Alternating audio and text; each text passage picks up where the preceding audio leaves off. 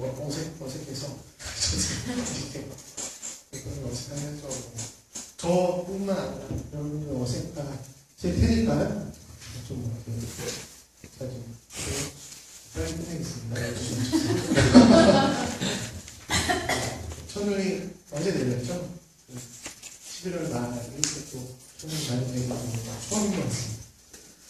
첫눈이 제법 많이 내려서 이번 주 내내 쌀쌀한 아침 날씨보다는 어제 내린 겨울이 어제 내린 눈 때문에 겨울이 성큼 다가오는 느낌입니다. 이렇게 눈이 오면 우리는 저절로 눈에 미끄러질세라 우리의 시선은 자연스럽게 땅으로 향하죠. 그리고 조심조심 발걸음을 내딛습니다. 목표했던 장화도 신기도 하고요. 마음만의 책을 다해서 꿈박을 났습니다. 하지만 저는 요즘 눈이 오면 땅보다는 하늘을 쳐다보고 한숨을 내쉽니다. 굴뚝에서 1년 넘게 복지과 자신 생존권을 위해서 투쟁해오고 있는 홍국화 박준호 복지 때문인데요. 이번 기록적인 폭염을 견뎠긴 했지만 어느새 이들에게 두 번째 겨울이 찾아왔습니다. 1년이 지났으니까 11월 저번 주였을 거예요. 저희 올라간 지 1년 거였고 두 번째 겨울이 찾아왔습니다. 올해도 지난 겨울만큼 춥다고 합니다. 이 두 동지의 건강뿐만 아니라 착잡한 마음으로 우리가 헤아려 주어야 할 것입니다. 우리의 기도와 관심이 절실히 필요한 때이기도 합니다. 다 같이 기도하는 마음으로 뮤직비디오인데요. 75m이라는 뮤직비디오인데 5분짜리인데 한 2분만 2분 정도만 보려고 하는데 저 높이 있고요. 잘 안 보여요. 버스를 타고 신목동역을 지나가면 잘 보지 않습니다. 정말 주의 깊게 봐야지만 저 플래카드랑 볼 수가 있거든요. 박준호 동지! 홍기탁 동지! 홍기탁 동지! 힘내십시오! 힘내십시오! 함께하겠습니다! 함께하겠습니다!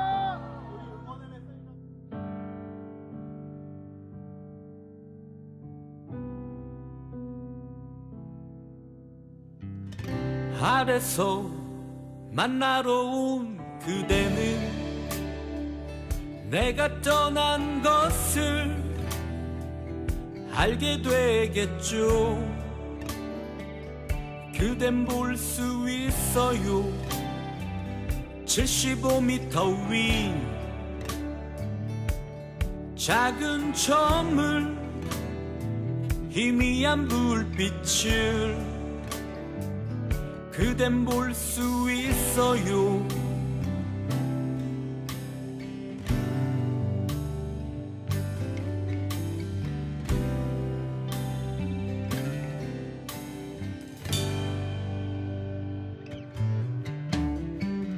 하늘에서 만나러 온 그대는 내가 떠난 것을 알게 되겠죠. 그댄 볼 수 있어요. 75m 위 작은 점을 희미한 불빛을 그댄 볼 수 있어요.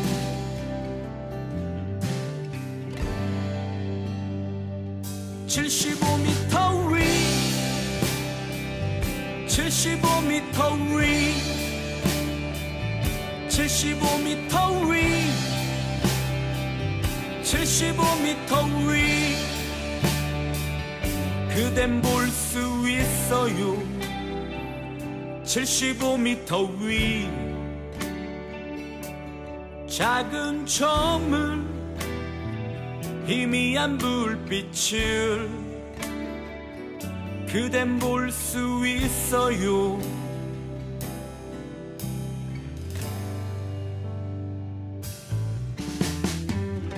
내리는 햇빛도 비바람도 주위까지도 부둥켜 안으니 내려가지 못합니다. 75m 위 작은 처음으로 희미한 불빛으로 그댄 볼 수 있어요.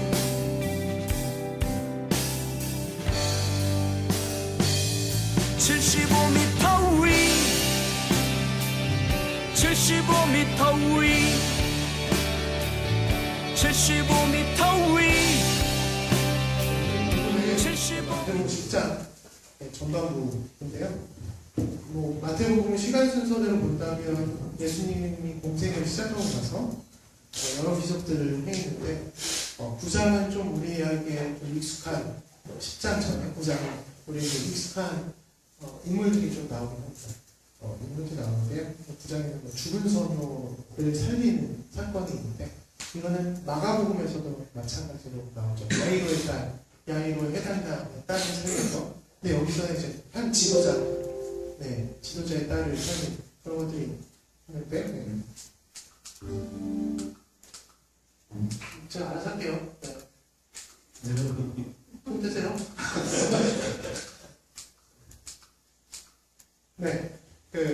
마가복음 이야기인데요. 보면 우선 마태복음 9장에서 보면 모두 물러가거라 그 소녀는 죽은 것이 아니라 자고 있다. 무리로 내보낸 다음에 예수께서 들어가서 그 소녀의 손을 잡으시고 그 소녀가 벌떡 일어났다. 근데 이제 마가복음에서는 달리다손이라고 다들 아시는 유명한 그런 말이죠. 달리다손이라고 소녀가 일어나라고 나오는데 마가복음에도 비슷한 얘기가 나옵니다. 밑에 1절 보시면 근데 42절 보시면 소녀는 곧 일어나서 걸었다라고 나와 있습니다. 소녀는 곧 일어나서 걸었다라고 증언하고 있고 마태복음에 일어났다라고 증언을 하고 있는데 여기서 이제 일어나다라는 뜻이 부활을 사용할 때 쓰는 그 단어입니다. 그리고 걸어 다녔다는 헬라어로는 페리파테오라고 하는데 두루 다니다, 걷다, 살다, 행동하다라는 뜻이기도 합니다. 이걸 혼용해서 사용을 하고 있다라고 학자들이 얘기하고 있습니다. 제가 그렇게 찾아온 건 아니고요. 학자들이 얘기하고 있는데 즉 부활 이후에 깨어난 이후에 살아서 행동하는 것이 중요함을 마가복음은 좀 더 강조를 하고 있고요. 부활이 종착이 아니라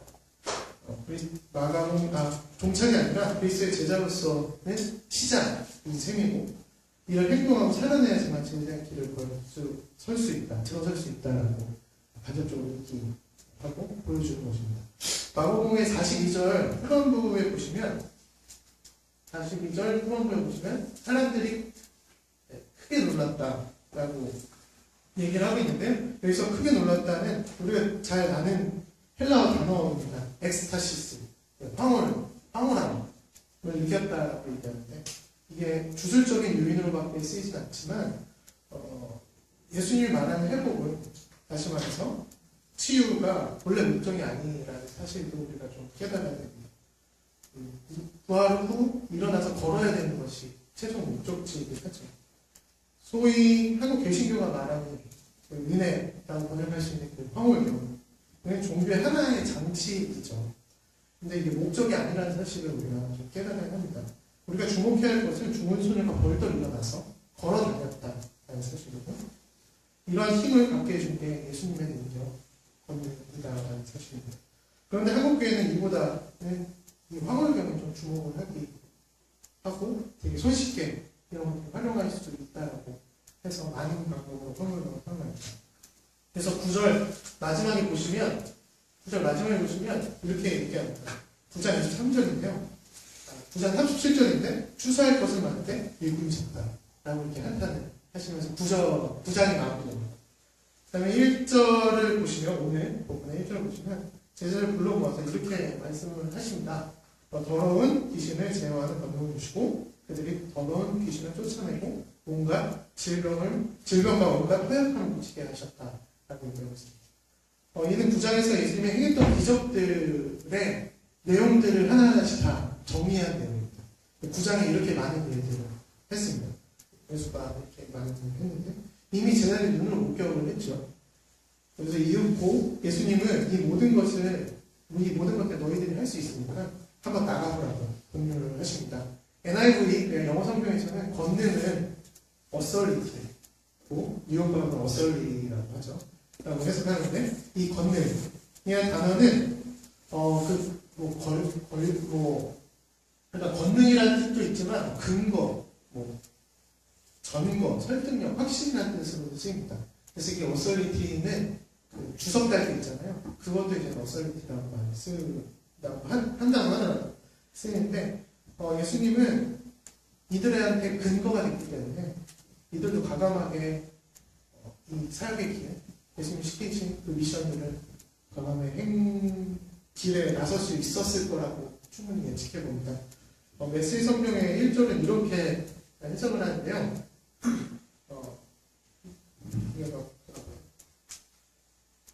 여기 메시지 성경 가운데 보시죠. 10장 1절은 그분은 그들에게 악한 귀신을 쫓아내는 능력과 상한 심령들을 자상하게 돌보셨다라고 이렇게 해석을 하고 있습니다. 재미있는 것은 예수님이 만날 대상들을 정해준다는 사실입니다. 6절인데요. 마태복음 10장 6절 보시면 오히려 길 잃은 양 때인 이스라엘 백성에게 가거라 라고 말씀을 하십니다. 그리고 6절 이제 후반부에서는 마음가짐과 행동 거지들을 하나하나 말씀을 해주시죠. 정확히 종말론적인 세계가 드러나는 장면입니다. 하루를 살더라도 그리스도인답게 사는 방식인데 이는 정확히 예수님이 가르쳐주신 기도와 일맥상통합니다. 메시지 성경은 이를 또 다음과 같이 해석하는데요. 여기는 밑에 보이시죠? 너희에게는 많은 준비가 필요 없다. 너희 자신을 준비하라. 하루 세끼 먹을 것만 있어도 너희는 이 일을 계속할 수 있다. 짐을 가볍게 하고 다녀라. 라고 얘기합니다. 오늘날 신앙인들에게 가혹하게 들릴 수 있는 말이긴 하죠. 더 엄격하게 들릴 수도 있고요. 왜냐하면 이 시대에서 의식주가 가장 기본의 권리이고 이 중에 하나라도 결핍되면 또 부족하게 되면 인도적인 관점이나 사회적인 관점에서 이를 가장 심각한 문제로 꼽고 있습니다. 인권의 관점에서도 마찬가지이죠. 이 세 가지가 기본권이 부족하면 인권 침해당하고 있다는 얘기를 하고 있습니다. 설교 시작과 함께 파인텍 보건농서를 말씀드렸지만 잘 곳과 쉴 곳이 마련되지 못하는 곳에서 버텨내기가 쉽지 않습니다. 거의 초인적인 방식이나 아니면 자신의 모든 것을 희생하면서 버티는 방식들이죠. 그렇다면 신앙인들이 이렇게 초인적인 방식과 모든 것을 하는 방식으로 우리가 신앙생활을 해야 될까 라는 생각을 좀 우리가 해봐야 될 것 같은데요. 기본 권리의 결핍을 느끼면 이를 충족하기 위해서 노력해야 하는 것이 오늘날의 도리이기도 하고 사회나 정부가 존재하는 이유이기도 하죠. 오늘 10절이 시대착오적이라고 느껴지십니까? 느껴지시나요? 시대착오적이라고 느껴지시죠? 네. 10절을 다시 보면 여행형 장도, 속옷 두벌도, 침도, 지팡이도 지니지 말아라. 일꾼이 자기의 먹을 것을 얻는 것을 마다하다. 제가 좀 더 이제 묘하게 바꿔보면 신앙은 긴 여정이죠. 여행을 떠나는 것이라고 생각해본다면 그러기 위해서는 한정된 짐과 정말 필요한 것들만 챙길 수밖에 없습니다. 또한 머무르지도 않고요. 머무르지도 않죠. 계속 움직여야 하니까요. 계속 이것저것 옮겨 다녀야 하고 목적지 없는 여행가도 같습니다.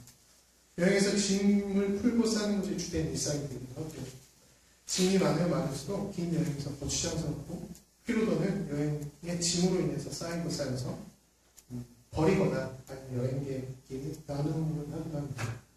산티아고 순례자의 길 아시죠? 인명, 까미노의 거리, 까미노의 길인데 명심해야 할 것들이 있습니다. 바로 짐 싸는 요령인데요.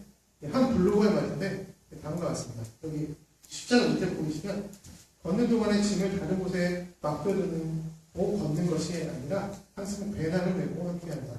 그래서 짐을 싸는 데 있어서 반드시 명심해야 될 점은 내가 짐을 내가 메고 걸어야 한다는 것이다. 너무 많은 짐을 들고 오면 걷는데도 우리가 되고 결국 제대로 쓰지 못하고 버리겠다라는 것입니다. 한 3달 동안의 그 긴 여정 동안에 그렇다라는 거죠. 지금 식으로 좀 더 유하게 네, 아까 전문이 계시는 좀 유하게 바꿔본다면 자루를 제가 한번 검색을 해봤습니다. 그 쌀자루 이제 한 가방이 그냥 80kg짜리까지 크더라고요. 자루 치면. 그리고 세 번을 위해서 속옷으로 나왔지만 NIV에서는 튜닉이라고 해서 뭐 사제의 예배용 제목을 가리키기도 합니다. 지팡이는 스태프인데 스태프가 이제 그 직원을 뜻하기도 쥐고 깃대라고 이렇게 있잖아요. 깃대라고 길을 걷는 깃대로도 라는 의미를 갖습니다. 다시 말해서 신앙의 애정이 있어서 지위를 막론하고 빈부를 막론하고 이런 것을 다 차치하고 처음 마음으로 시작해야 된다. 항상 오히려 이와 같은 신분과 지위가 방해가 되고 여러 선입견, 한정된 경험 그리고 지금 어찌 보면 신앙의 여정에 있어서 장애물이 여기가 더 많다라는 사실입니다. 9장에서 예수님이 소녀를 향해서 죽은 것이 아니다라고 자고 있다라고 얘기를 할 때 주변 사람들 비유를 묻죠. 당연합니다. 이 소녀는 그들의 눈으로 봤을 때 분명히 죽어 있었을 것입니다. 네. 이제 저희 아들 둘이 있는데 저희 아들 둘이 중학교 가야 되는 게 되게 줄였습니다. 더 이상 계속할 수 없어요. 계속하면 좀 제가 지금도 말이 안 나거든요. 이렇게 어제도 막 제가 거의 화를 안 냈는데 저도 화를 안 내는데 이상하게 저쪽에서 계속 막 깐죽깐죽하는 게 있어요. 그거 하면 저도 이렇게 화를 되게 치고 이렇게 되긴 하는데 누구 눈에서는 어느 사람 눈에서는 죽어있다라는 거의 좀비 아니면 중병 이렇게 정의 내리는 그 순간들이 있고 태극기 집회 분들 저도 만나고 싶진 않지만 하여튼 이렇게 정의 내릴 때가 있죠. 근데 이제는 신앙의 여정에 있어서 예수님과 같은 용기가 있고 그런 바탕이 돼야지 소녀의 손을 잡을 수 있는 용기가 있다는 것. 예수님이 그 소녀를 치유한 것 이상으로 그의 온전성을 회복시켜줬기 때문에 가능하지 않았을까라는 생각을 합니다. 네? 온전성이 뜻이 뭐냐면요. 네. 잘못된 것이 없이 바르거나 올바른 성질이라는 거죠. 그냥 그 소녀는 있는 그대로 인정해 주는 것들. 그리고 손을 먼저 내밀고 그 소녀를 일으켰죠. 유희경 시인의 단언한 시가 이렇습니다. 네, 일부분인데 아무런 일도 벌어지지 않을 것이었다. 잠에서 깨었을 때 사라진 당신은 당신 아닌 것들만 남아 당신이 되었고 나는 아주 작고 아득한 단어를 날리고 세워본 것이다. 쓸 수도 발음할 수도 없는 단어를 오래전부터 알고 있었던 것 같지만 그건 사실이 아닐지도 모르죠. 그것은 날아가 버리고 도저히 돌아올 수 없습니다. 우리가 온전성이 회복되었다 한들 그것이 그리 오래 가지 못합니다. 지나고 나면 아무렇지 않은데 다시 또 낯선 체험과 힘든 발을 빼면서 새로운 여정의 의미를 담아야 하기 때문입니다. 고된 여행일수록 집생각이 간절하죠. 그리고 갈 길을 잃으면 어찌할 바를 모르면 하루라도 빨리 벗어나고 싶어 합니다. 이것이 반복되면 지겹게 그지없죠. 강야한 가운데 덩그러니 홀로 서 있는 느낌입니다. 최인문의 소설 광장의 주인공이 있는데 그 명준이 처음에 이제 길 몰라 갈 길 몰라 방황했을 때 이런 말을 혼자 되뇌기는데요. 아무리 해도 흥이 안 난다. 마음을 쏟을만한 의미를 찾아낼 수 없다. 가슴이 뿌듯해서 머릿속에 환해진 그런 일 없을까? 도끼자루 안성을 신선한 것 같아요. 예수님의 기적을 본 제자들이 웬만한 기적에는 눈하는 깜짝하지 않았을 겁니다. 우리도 마찬가지죠. 웬만한 이제 지식이나 웬만한 새로운 거, 웬만한 신학적인 고백에 대해서는 그냥 깜짝하지 않았을 겁니다. 그때 예수님은 6절처럼 말씀하고 계시는 겁니다. 오히려 길 잃은 양떼인 이스라엘 백성에게 가거라 라고 얘기합니다. 네, 말씀 마치겠습니다. 잃어버린 양을 만나서 7절과 8절 같이 행동하라고 말씀하시는데 다 보이시죠? 자, 그 목소리를 한번 듣겠습니다. 다니면서 나라가 가까이 왔다고 선포하여라. 앓는 사람을 고쳐주며 죽은 사람을 살리며 나병 자를 깨끗하게 하며 귀신을 쫓아내어라. 거저 받았으니 거저 주어라. 이렇게 얘기합니다. 잃어버린 양들은 한마디로 온전성을 체험하지 못한 자들이죠. 배제자들. 너희들은, 그러니까 제자들은 온전성을 회복할 수 있는 방법을 알고 있지 않느냐. 나한테서 배웠지 않느냐. 그러니 너희들도 그들한테 가서 나와 같이 똑같이 이뤄주라는 이야기를 합니다. 하늘나라가 가까이 왔다라는 것은 영어 성경에서 보면 즉 천국이 장소와 시간적으로 가까이 있다. 현재입니다. 지금 있다는 뜻이죠. 귀신 축출이나 기적사건 이 말보다 위에 있는 게 천국이 가까워있다. 천국 가까이 있다는 뜻입니다. 치유의 목적은 엑스타시스에 있는 것이 아니라 화물병에 있는 것이 아니라 온전성의 회복. 인간 취급받지 못한 너희들도 천국의 주인이 될 수 있음을 자각시키는 것입니다. 경고 먹동하지 말고 잘난 척하지 말고 다시 나그네 삶을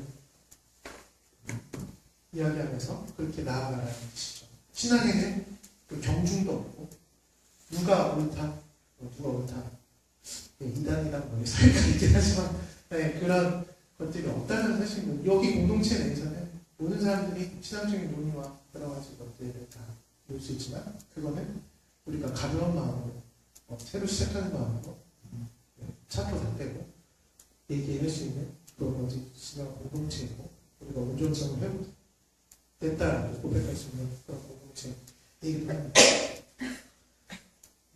다시 말해서 치유의 최종 단계는 온전성의 회복이죠. 있는 그대로의 모습을 바라봐주는 것. 즉 이들을 인정하고 이들과 함께 신앙의 여정에 동역자로서 나서는 것이 우리의 역할이기도 합니다. 월터 링크라는 사람인데 참 사람에서 이렇게 말합니다.